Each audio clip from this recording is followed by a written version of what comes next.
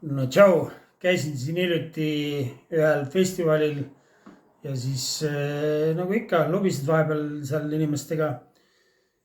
Ja siis jutu käigus üks inimene vaatab mulle otsa ja siis ütleb, et see on ime, et sa veel elus oled. Saad sa sellest aru? Et sa peaks juba surnud olema põhimõtteliselt. Ja saad sa aru, kui nagu kerge mul hakkas või selline, et sul pole õrna aimugi. Sul pole õrna aimugi, ma tean täpselt, mida sa mõtled. Vaata, mida elu teeb ja mis üks asi, mida elu teeb, on ta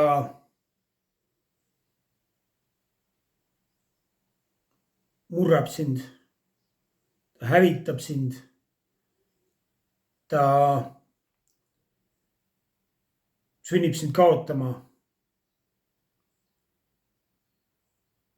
Miks ta seda teeb? Miks elu seda teeb? Vaata, meis on nagu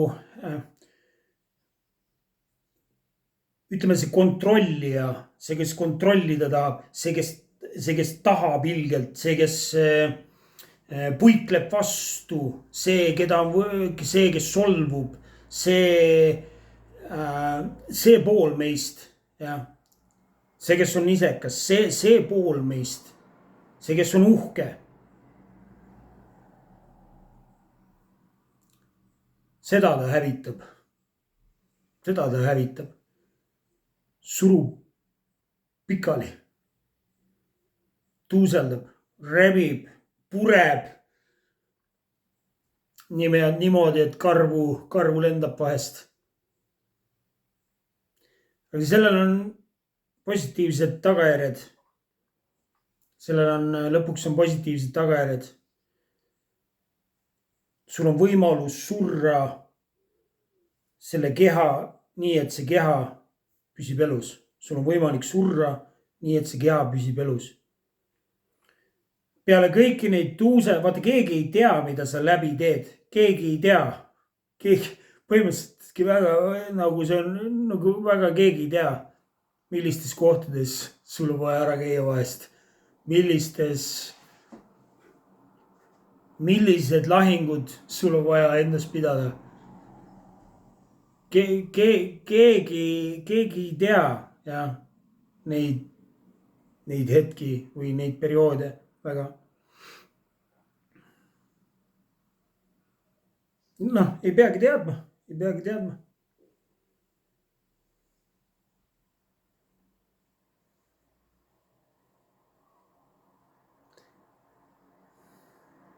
Ja vaata, kui seda kontrollijat, seda uhkust, seda solvujat, seda tahtjat, seda vähemaks jääb, siis saab midagi muud hakata sealt, toimub selline loomulik alistumine hakkab toimuma nagu. Ja siis saab hakata midagi muud sealt läbi paistma. Hirmud kaovad, nagu hirmud hakkavad ära kaduma. Tekib selline eluterve pohhuism. Kuule, ma peaksin juba vahel viimasel ajal nagu mõtled, et kuule, ma olen julmalt laenatud ajal. Ma nagu tunned, nagu mingi kummitusena elaks edasi praegu. Ja? Nagu mingi kummitusena.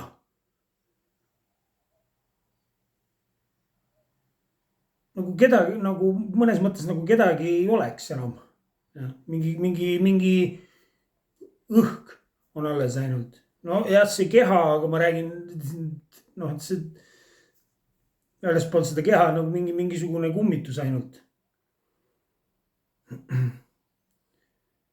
Ühes seltskonnas veel ka üks andis sellise tagasiside, mis läheb nagu kokku sellega, et sa oled nagu äärmiselt selge ja läbipaistev. Nagu, et veetsime koos aega ja siis inimene ütleb nagu sellise kommentaari. Seda ma mõtlengi, kedagi ei ole, midagi ei saa haakuda, nagu solvata kuskil ei saa pihta nagu noh, ei ole väga kedagi enam alles. Selge, läbipaistev, tühi, noh tühi.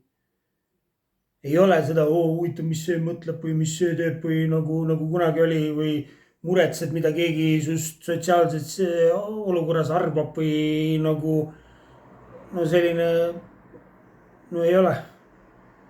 Ma ütlen, sellega käib, kui elu teeb seda asja, mis ta teeb, hävitustööd, hävitab seda ülearust jama, mis tekitab seda eraldatust, siis sealt tagant hakkab nagu selline rahu ja selline usaldus välja paistma, hirmud hakkavad ära kaduma ja kui hirmud hakkavad ära kaduma, siis saab nii-öelda südame pool rohkem esile tulla. Selle jaoks on vaja kogeda meeletut, vahest, no mul oli vaja kogeda nagu alandatust,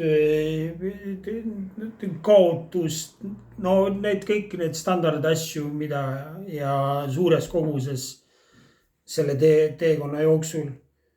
Ja siis see annab siis järjest rohkem võimaluse läbi näha sellest, mis ei ole nagu tõde, mis ei ole tõde. Sinu enda kohta, kui ka näed selgemalt ümbritsevat keskkonda. Seda enesehävitustööd, seda ülearust pahna saab hävitada niimoodi, et enesevaatlusega, et nagu üks vestlus oli siin hiljuti, et ma ütlesin, et mul on kogu aeg üks silm suunatud sissepoole. Nagu, et kogu aeg oled nagu valvel, nagu, et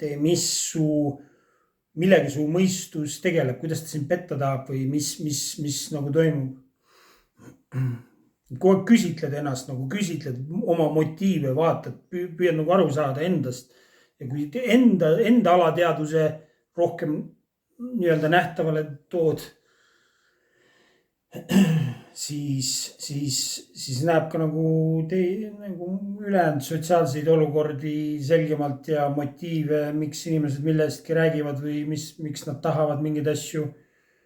Et see hakkab rohkem läbi paistma.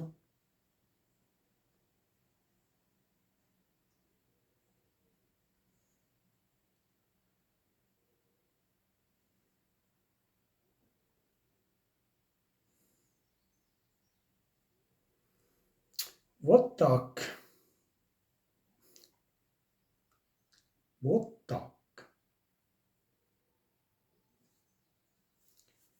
Selline kummaline tunne on olla nagu elus viimasel ajal, selline nagu väga veider tunne on olla nagu olemas.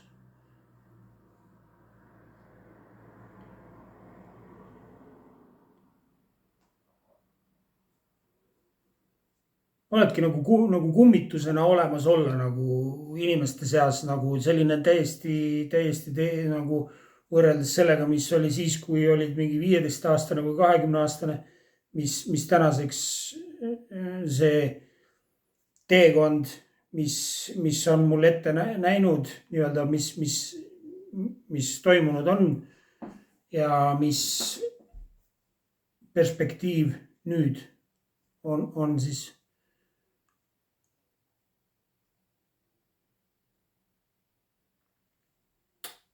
Jah, et kui elu tahab meid, ta nagu, ma ütlen, tuleb lasta teinekord teha enda kallal mingisugune hävitustöö nagu ja seda võib toimuda etapiliselt ja seda võib juhtuda palju kordi. Mingid suuremad olukorrad, kus sa kaotad mingid väga palju ühe korraga, nagu väga suure osa kaotad korraga endast. Ja. Ütleme, et sul, ma ei tea, kaaslane jätab maha ja siis sul kaotad töökoha, siis elukoha, mis iganes, tervis hakkab jukerdama ja siis finantsiliselt oled omadega pekkis. no vaata, kui suur osa sust hävib kohe nagu, noh, sul on igal pool identiteet kinni seotud ja nüüd on põmm, tekib selline ruum, tühi. alguses on selline leinaperiood ja vaata, osad inimesed jäävadki nagu sellesse, et lasevad ennast, noh, et osad inimesed jäävadki sellesse, aga oluline on lasta see hävitustöö nagu ära teha. ja siis uuesti nii-öelda seda kutsutakse siis hinge pimedaks ööks. ja praegu tundub, et võib tulla selline kollektiivne või massiline hinge pime öö. võib tulla, ma ei tea. see on üks võimalustest, jah. siis on mõnes mõttes on hea, kui on neid, kes on selle nii-öelda läbi teinud ja siis oskavad ruumi hoida neile, kes seda läbi teevad. aga see on väga isiklik, no see on nagu isiklik.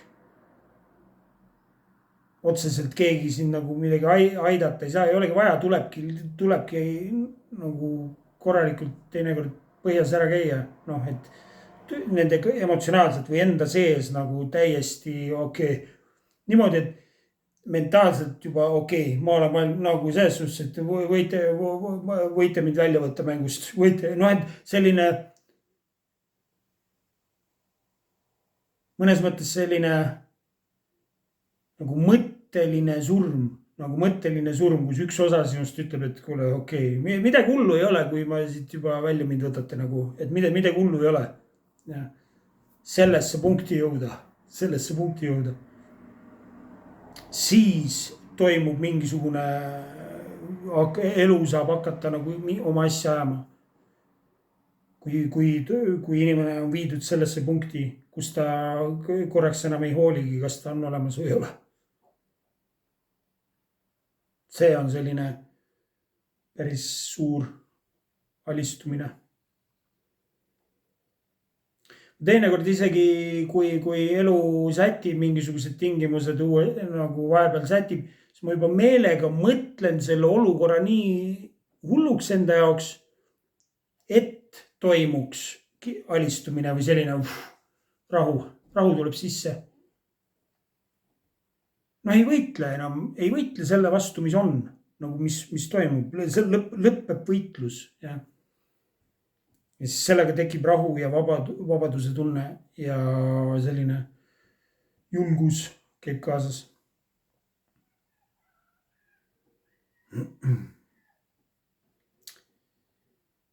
ja täitsa, ma ütlen, täitsa veider tunne on juba olemas olla. täitsa veider tunne. nagu ma ütlen, nagu nii selline nagu ei ole enam inimene, nüüd on kummitus alles. nüüd ma olen kummitus siin alles, ma hakkan teid nüüd kummitama.